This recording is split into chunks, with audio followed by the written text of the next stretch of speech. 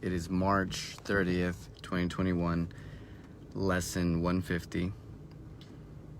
My mind holds only what I think with God. Review for 139. I will accept atonements for myself. 140. Only salvation can be said to cure. So we reviewed yesterday the idea of heaven is a choice I must make, and when I am healed, I'm not healed alone. So when we are looking at when we die, right? Let's use that as an example. Whatever calibration of emotion or vibration you're giving off, that's what you're going into that death, right? So when you're going in with peace, you have this full awareness of what is going on. So when we are attached to something from this world, that's what is going to be consistent. So when we look at our idea of this world, we chose this world because it's the most difficult. We are advanced beings, knowing that we would be challenged beyond our understanding in this realm to be postgraduates, right? Again, the incentive is greatest here because it's much more painful. So when we look at the real you, the real self, the I, as you really are, right? It's not confined by the mind or the body. Okay, so we're starting to look at ourselves from a different perspective, especially when we're looking at that the mind heals the body, right? And that when we heal the mind, we're at one with everything, this atonement, right? There's no separation with our minds.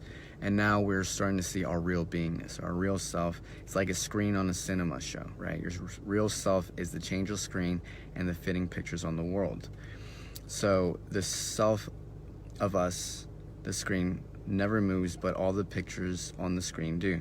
When you're looking at the characters on the screen and all the play goes on, the fires, the floods, the bombs don't touch the screen.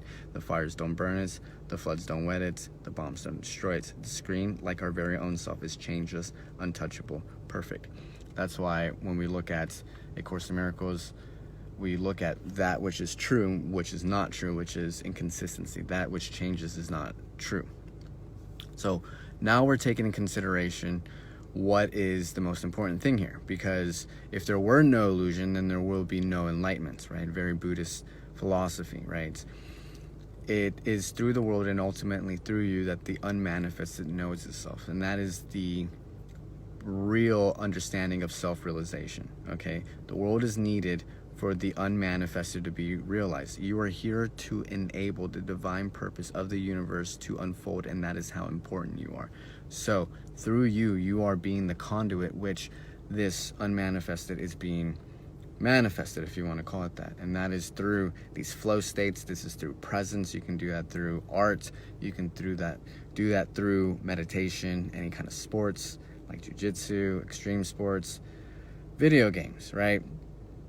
All that is being manifested because these are ways and channels of being able to bring consciousness within the world. So the other time that happens, right, we're looking at the near-death experience, okay?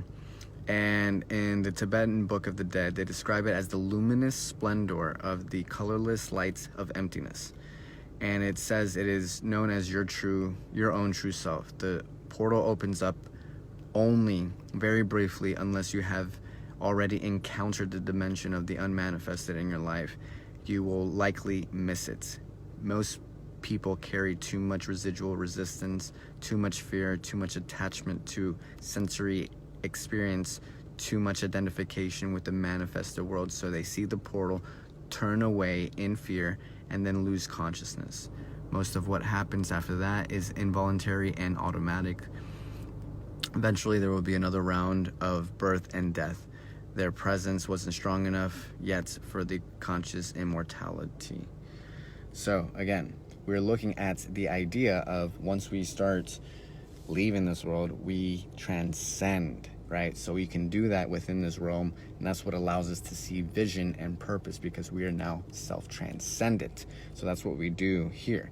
Now you can get closer and closer because you're learning your purpose, but it isn't until that self-realization that you really understand who you are, that allows that to unfold the way it's supposed to. At this point, you learned everything you needed to learn what you needed to be at the developmental stage that you needed to be, to now make the conscious decisions to be what you're supposed to be, and now becoming as you are now being.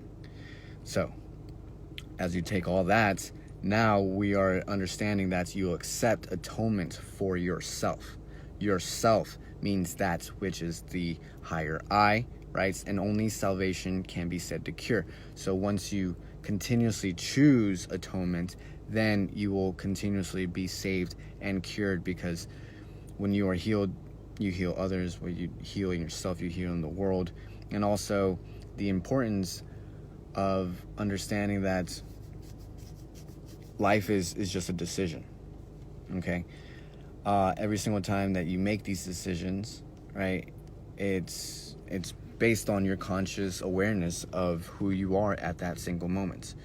So when you allow yourself to seek truth and loose what you thought the world was, and get to a point that you cure yourself, and what you are healing yourself, you heal in others, and you're accepting this decision, right, in terms of heaven on earth, now you accept atonement for yourself, because salvation can only be said to cure, right? And that's what all it is. Your salvation is your ability to be at one with yourself at every single moment, even now. And that's all it is. This third dimension is the most difficult one that allows us to have that opportunity, but we have to actually work for it.